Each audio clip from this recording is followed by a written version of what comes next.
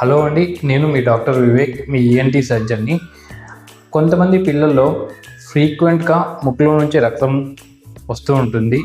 So వాళ్ళ parents చాలా భయపడతారు. ఈరోజు దాని గురించి మాట్లాడుకుందాం. అసలు ఎందుకు కొంతమంది పిల్లల్లో ఇంత ఫ్రీక్వెంట్గా ముక్కులో నుంచి రక్తం వస్తుంది అంటే మెయిన్గా 3 రీజన్స్ అవ్వచ్చు. ఒకటి, పిల్లలు ఎక్కువ వాళ్ళ ముక్కుని గిల్లుకోవడం వల్ల.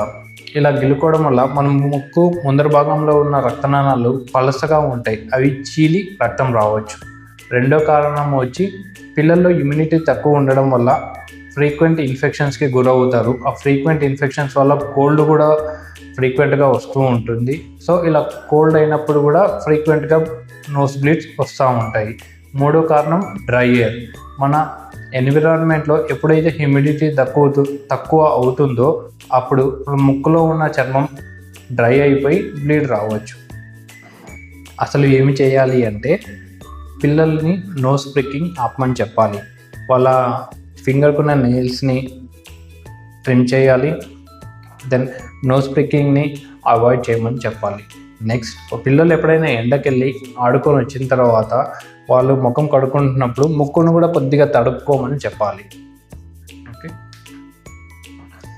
ఒకవేళ పిల్లవాడు ముక్కులో నుంచి రక్తం కారుతూ ఇంటికి వచ్చాడు అంటే మనం ఫస్ట్ చేయాల్సిన థింగ్ ఏంటి అంటే పిల్లవాడిని కూర్చోబెట్టి కొద్దిగా ముందరికి తల వంచి ముక్కు ముందు భాగాన్ని ఒక 5 to 10 minutes ఇలా హోల్డ్ చేసి ఇలా నోరు ఓపెన్ చేసి నోరుతో గాలి తీసుకోమని చెప్పాలి.